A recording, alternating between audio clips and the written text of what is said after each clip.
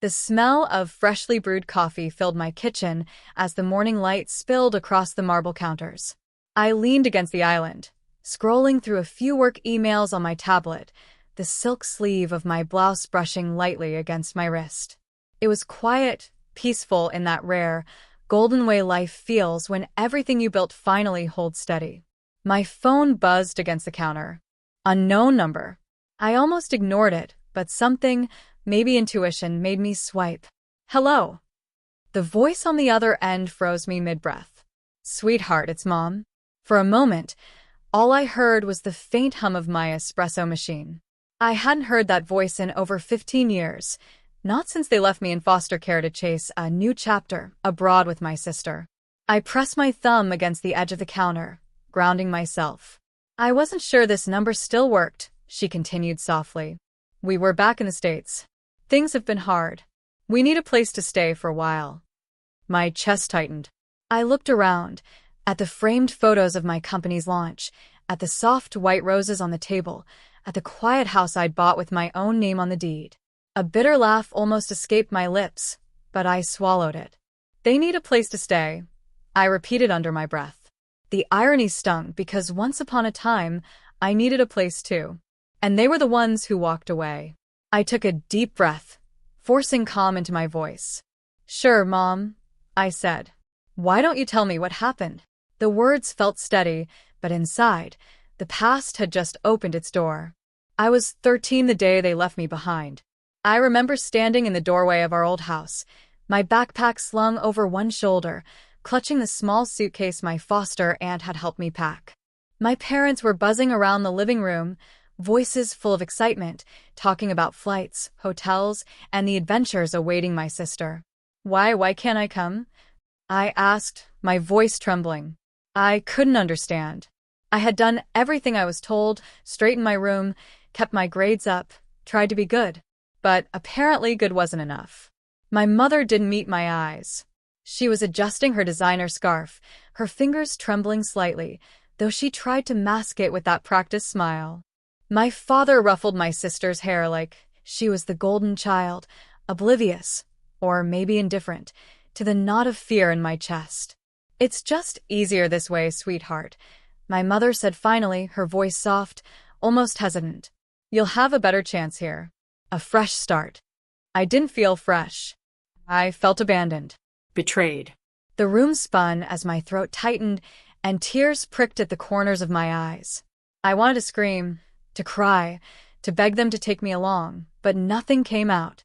In my hand, I clutched a small silver locket my grandmother had given me before she passed away. This is yours, always, she had whispered. It will remind you that you are never alone. No one can take your heart from you. I opened it now, tracing the delicate etching inside, feeling a flicker of warmth. It was my tether to hope. I remember the way my fingers shook as I zipped up my suitcase and turned away. I didn't look back. I didn't want to see the casual waves, the flippant smiles, the way they treated leaving me like it was nothing. That day, I made a decision I didn't fully understand at the time. I promised myself I would survive. I would grow. I would build a life where no one could leave me behind again. And as the taxi drove me to the foster home that smelled of antiseptic and old books, I held that locket close to my heart. It was more than a piece of jewelry. It was my first lesson in resilience. I was terrified. I was lonely, but I was no longer theirs. Life in foster care was nothing like the family dinners I had imagined. The rooms were small, the meals often cold, and every day carried the subtle weight of being someone else's responsibility.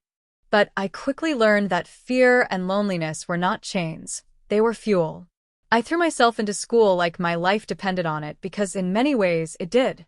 I stayed late in the library, reading every book I could get my hands on, scribbling notes in the margins, dreaming of a world where I could build something that was mine. Somewhere along the way, I met Ms. Harper, a retired entrepreneur who volunteered as a tutor.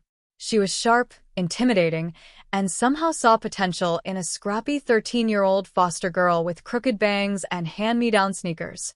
You have to want this more than anyone else, she said one rainy afternoon, pointing to the worn journal where I kept my goals. Not for them. For you. Her words sank into me deeper than anyone's ever had. I started taking small jobs, babysitting, dog walking, anything to earn a few dollars and learn responsibility. Nights were long. I remember staring at a tiny lamp in my shared bedroom, exhausted and aching, but refusing to sleep because the work wasn't finished. The dream wasn't real yet. The first taste of success was almost imperceptible.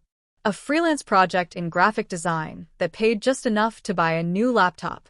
The first time I made a sale that actually turned a profit, I danced alone in my kitchen, the locket from my grandmother clutched in my hand. Every small victory was a brick in the foundation of my future.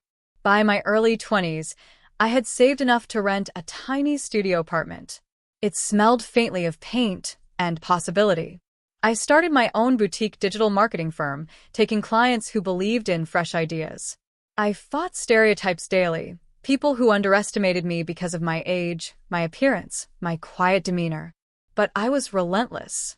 Every late-night strategy session, every self-taught software tutorial, every uncomfortable phone call built me stronger. And then came the real breakthrough. My first big client, a company that put me on the map. That day, as I signed the contract in my modest office, I felt a thrill I had never known. For the first time, I realized I wasn't just surviving, I was thriving. I kept it hidden from my parents. No calls, no updates. If they had thought I was still the scared 13-year-old they left behind, I wanted them to be wrong. I posted occasional vague photos on social media, nothing that would betray the empire I was quietly building. This was my sanctuary, my proof that I didn't need them to succeed. Every evening, I would sit by my window, locket in hand, tracing the etched silver, and think, I did this. I am enough. And one day, if they ever tried to come back, they would have to face the woman I became. The knock on my front door was soft but insistent. I wasn't expecting anyone, and yet somehow I knew. When I opened it, there they were. My parents. My mother's carefully coiffed hair and designer coat, my father's nervous half-smile. And my sister, older now, more polished, but with the same familiar smugness I remembered from childhood. "Hey, sweetheart," my mother said, her voice trembling slightly. We were back in town. Things have been rough. We were hoping. I stepped aside and gestured for them to come in. My voice was calm, measured, even warm. Of course. Come in. They walked into a space I had built with my own hands, marble countertops gleaming in the morning light, original art from local artists hanging on the walls, sleek furniture that whispered understated elegance. The scent of fresh roses mixed with a faint aroma of brewing coffee. They paused, taking it all in. My mother's eyes widened slightly as she ran a hand along the smooth surface of the dining table. My father's jaw tightened. My sister's lips pressed together, trying to hide surprise. I poured coffee for everyone, my hands steady, my mind composed. I sat down, letting them settle, letting them take in every detail before speaking. Finally, I said, "It's been a long time. I'm glad you're here." My smile was gentle, but my eyes didn't soften. They exchanged glances, uneasy. Then my mother cleared her throat. We heard about your business. We just didn't realize." I leaned back slightly, letting the suspense hang. "Yes," I said softly. "I run a marketing firm. I own this house. The company you've heard whispers about? That's mine too. Every bit of it." Silence. My father's face went pale. My sister's hand twitched as if she wanted to reach out but couldn't. My mother blinked rapidly, tears brimming in her eyes. "You build all this?"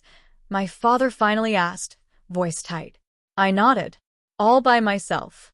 After you left me behind at 13. I promised myself I'd never need anyone who didn't believe in me. And I've kept that promise." My mother's lips quivered. We were wrong.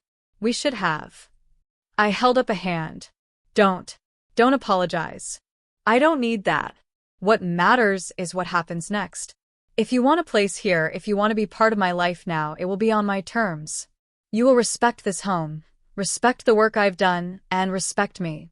That is non-negotiable.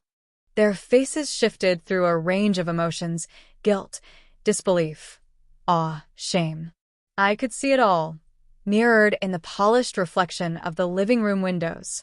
And for the first time, I felt truly in control. Not because I had money or a house, but because I had survived, grown, and created a life so solid that even the ones who abandoned me could no longer shake it. They had left me once. Now, they had no choice but to face the woman I had become. I watched them carefully, seeing the flicker of hope in their eyes, the unspoken plea. They wanted a place in my life now, after years of absence, after the nights I cried alone, after every milestone I had reached without them. And for the first time, I realized that I had the power to decide how, or even if, I would let them in. Before anyone sleeps under this roof, I began, my voice steady. There are conditions. My mother's hand hovered near her chest. My father straightened in a sudden tension. My sister's eyes darted nervously. I poured myself another cup of coffee and let the silence settle, letting them absorb that this wasn't casual. This wasn't a favor. They were being offered an opportunity. First, I said, you must be honest. No half-truths, no glossing over your mistakes. I don't need apologies, I need integrity. I saw the subtle nods, the flicker of guilt, and pressed on. Second, you will contribute. To this household, to yourselves. No freeloading. No old patterns of entitlement. If you want to be part of my life, you need to build alongside me, not lean on me. My sister shifted uncomfortably, but I didn't falter. Third, you will address the past. Therapy, honest conversations, whatever it takes. I won't erase my childhood, and I won't let it poison the present. Healing is the only path forward, and you will walk it with your eyes open. Finally, I looked at them all, each of them in turn. You are not here because of guilt or obligation. You are here because I choose to let you be. That is power. But respect it. Respect me. Respect the life I built with blood, tears, and every ounce of effort you refuse to give me. I could see the weight of my words pressing down, the gravity settling in their expressions. My father's hands trembled, my mother's eyes glistened with unshed tears, my sister's shoulders slumped with humility. It wasn't revenge I wanted. Not really. I wanted boundaries. I wanted them to understand the consequences of leaving me behind. I wanted them to see that love isn't entitlement, that presence matters more than promises, that respect is earned, not demanded. And now, for the first time, the scales were balanced. I had the upper hand, yes, but I also held the chance for growth, for reconciliation, for a family that could exist on honesty, not abandonment. I sipped my coffee and smiled softly. They could stay. They could contribute. They could try to heal. But only if they were willing to meet me where I was, on the foundation I had built myself, brick by brick, heart by heart. For once, I didn't feel the old ache of being left behind. I was the one in control, the one who decided the rules. And in that quiet authority, I felt a deep, almost serene sense of victory. Weeks passed, and the house slowly adjusted to their presence. My mother learned to cook again, hesitant at first, her laughter a little awkward but genuine. My father took on small projects around the house, fixing shelves, painting walls, learning that contribution wasn't a burden, it was a privilege. My sister began volunteering at a local charity I supported, discovering that helping others gave her a kind of satisfaction money couldn't buy. I watched from the sidelines at first, quietly assessing. The old fear that someone could leave me again still lingered, but it no longer controlled me. I realized that setting boundaries hadn't pushed them away. It had given them space to grow, space to see me not as the scared girl they abandoned, but as a woman who demanded respect, not pity. One evening, I found myself sitting in my study, the silver locket from my grandmother clutched in my hand. Its delicate etching had worn slightly over the years, but it still held the warmth of her voice. You are never alone. No one can take your heart from you. I smiled softly. The locket had been my anchor all those years, and now it felt like a bridge connecting my past to my present. I had endured heartbreak, betrayal, and loneliness, but I had also endured hope, courage, and perseverance. I had become a woman who could build, protect, and command her own life. As I walked through the house, I glanced at my parents and sister, each engaged in their small acts of change, and a quiet pride settled over me. I had given them a chance, not for myself, but because I understood the power of choices. Some families heal slowly, some never fully do, but I had learned that the strength to choose boundaries and forgiveness was entirely mine. I placed the locket on my desk, letting its silver glint catch the morning light. I took a deep breath, feeling a calm I hadn't known as a girl. For the first time, the past and present felt like a single story, with me firmly at the center, author of every chapter. And as I closed the window to the bustling city outside, I whispered to myself, a soft but unwavering vow. They left me once. I survived. I thrived. And now, I decide who enters my life and on my terms.